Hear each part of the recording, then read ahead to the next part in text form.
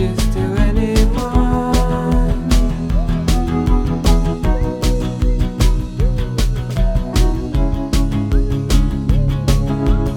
Hey, hello again. It's me, back from a bit of an absence to make another of my sporadic videos. And as you've probably noticed, I started off this one playing you some music from this album, which is Belle and Sebastian's The Boy with the Arab Strap. Now the reason I'm playing you this is that after my last video that I made, which was about music for quiet times and particularly instrumental music, a friend of mine asked me if there's any kind of lyrics-based vocal records that maybe fit into a similar category. And having a think about it, I kind of was thinking about this album. So this is from 1998. It's their third album, I think, slightly different from their previous two in that they took longer to make it. It's more intricate musically, but the thing I wanted to talk about was Stuart Murdoch's singing style. It's very, very reticent. It's very kind of quiet and almost apologetic in a way. I can imagine when record company executives first heard something from this band, they kind of looked at each other and thought, this guy can't sing. But actually it works really well. It works really well with his music. And this is, although I've got many of their albums, this is the one I kind of first fell in love with. So it's probably my favourite for that reason. But as a kind of starting point, I wanted to also talk about another band, this time going over to America. This is the American Analog Set. So they're from Austin, Texas. This is an album from 2001, although my copy is I think a 2014 reissue. And so yeah, Andrew Kenny is the main songwriter and the lead singer. And similarly, his vocal style is very, very gentle indeed. The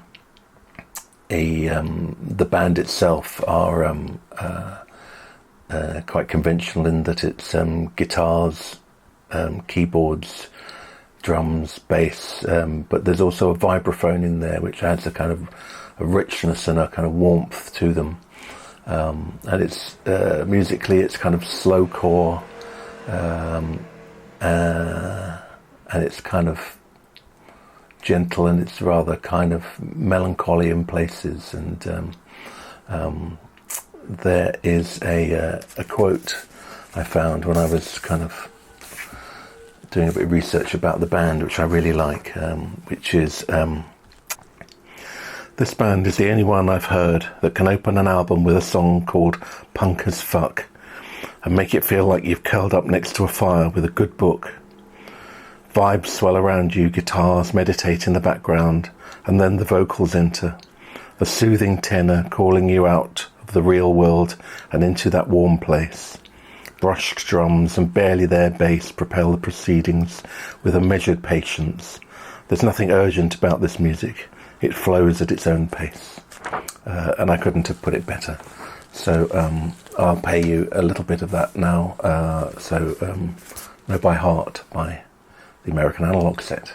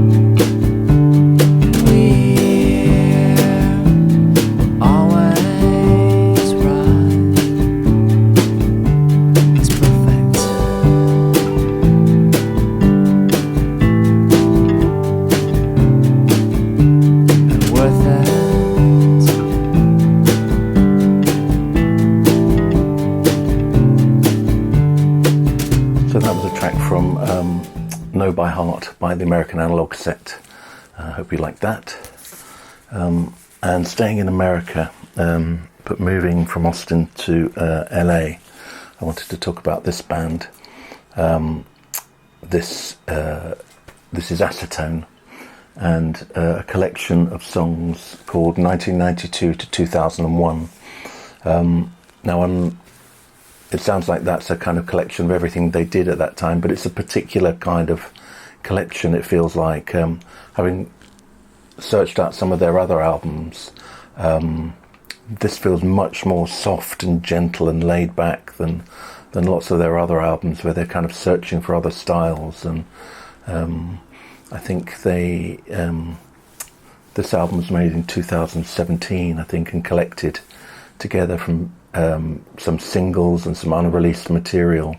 But it's all very laid back, very kind of, it feels like a mixture maybe of some psychedelia with surf and a little bit of country, but it's kind of hazy and it's hushed, and it feels like there's a kind of tumbleweed drift of kind of Americanism running through this that is very, very beautiful. When I first heard this, I kind of thought, apart from thinking, God, I really like that, I listened to it again, I kind of thought, God, these guys must be they sound really stoned, basically. Like, so laid back, they're horizontal. And it's a very lovely album in that sense. And there are some liner notes inside, which kind of throw a little bit more light on that, possibly. Might just read you this little intro. Liner notes by Sam Sweet, and so there's a kind of little paragraph here that maybe explains the music a little bit better than me thinking they're just kind of stoners. So Los Angeles is a place composed of infinite intersections full of nothing remarkable. These are the corners you move through whilst going elsewhere, and stop out only when the signal says to. In each lives a similar but minutely distinctive combination of concrete, peeling hand-drawn signage, lonely storefronts, and buildings painted and repainted in so many coats of nameless colour that it's no longer possible to say whether they're old or whether they're new or very old. These corners don't ask to be understood. They don't need to be discovered. They're so devoid of historic significance and attraction that you would never know each one contains a particular tempo unless you deliberately attuned yourself to it. In Los Angeles, it's not unusual to end up on one of these corners at the end of the afternoon, when the sun stretches to its longest point, leaving a layer of low-tuned radiance on everything it touches. In that short window, every surface holds the glow, and for a passing moment it seems possible to see things as they are. That light turns the most anonymous and ugly buildings into palaces. It makes the most forgotten world seem perfect. In Los Angeles, that light can make the nothing corner feel like the center of the city, at least for a second, until it all dissolves like a droplet of water on a dry surface. And suddenly it kind of makes me think, yeah, it's not so much a stoner album, it's an album about just the kind of heat and the beauty of the city, kind of beautifully voiced by Acetone on these particular tracks. So I'll play you one, see what you reckon. I like it very much, hope you do too.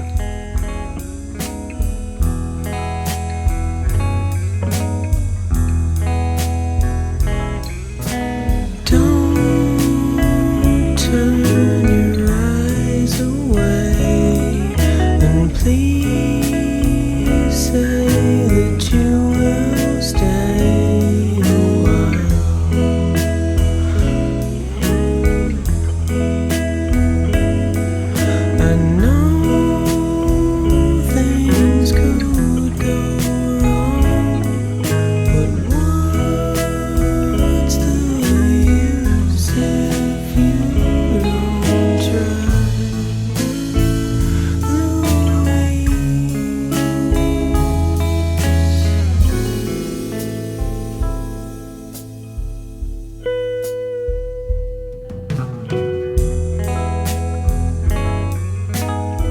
track by Acetone from their album of collected singles and outtakes from 1992 to 2001.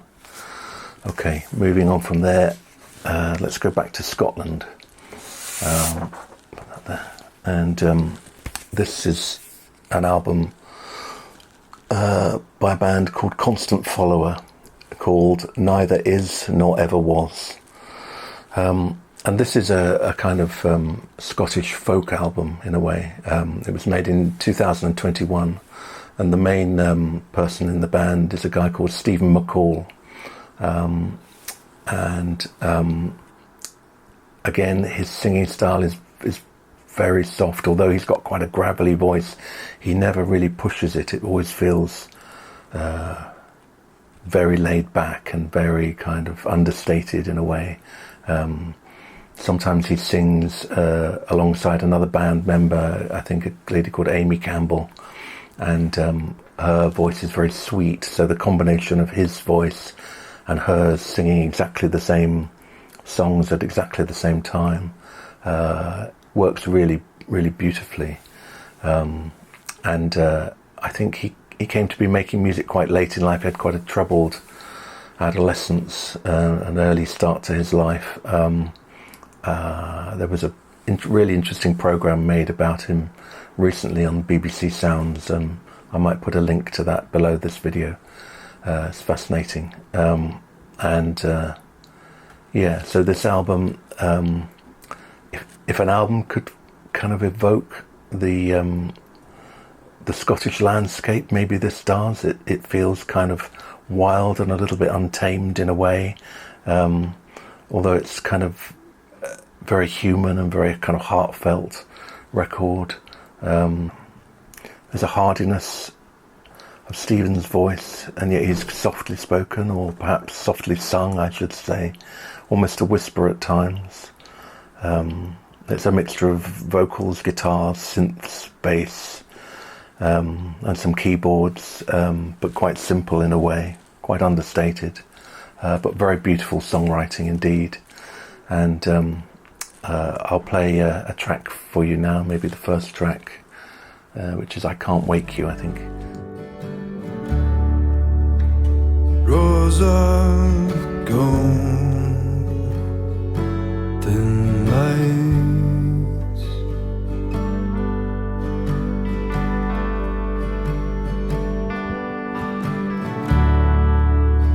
reflecting on the river.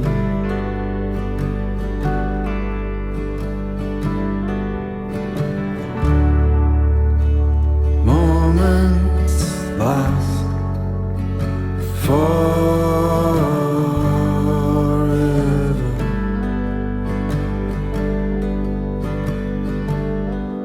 Oh, you sleep through it now.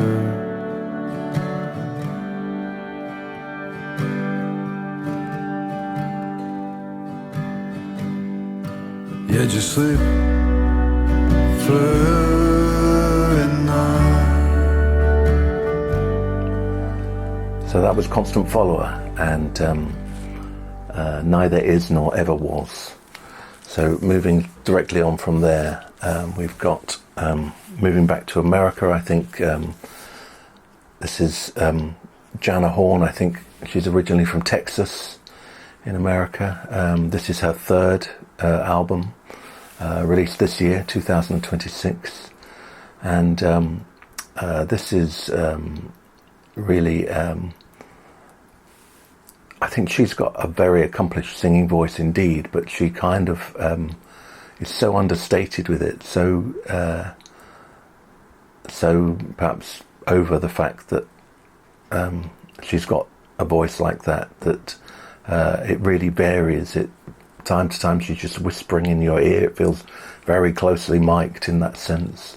Sometimes you really get a sense of the voice she has got, but the whole thing is very understated musically.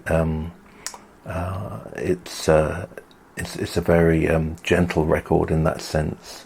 There's a kind of minimal instrumental palette in a way. Guitar, drums, there's flute and bass and clarinet and piano and synths, but they're all used very sparingly.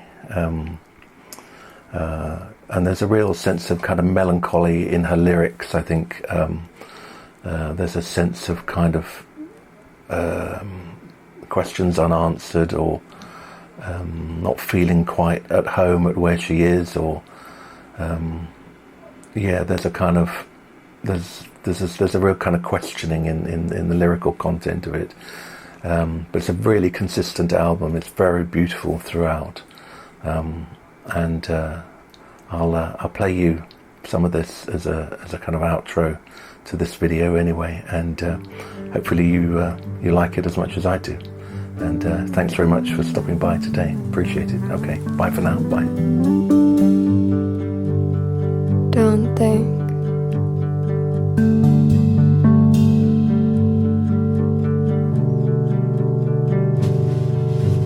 think it is different.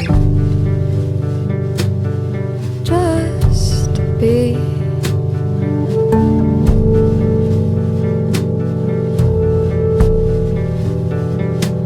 Just because it is different.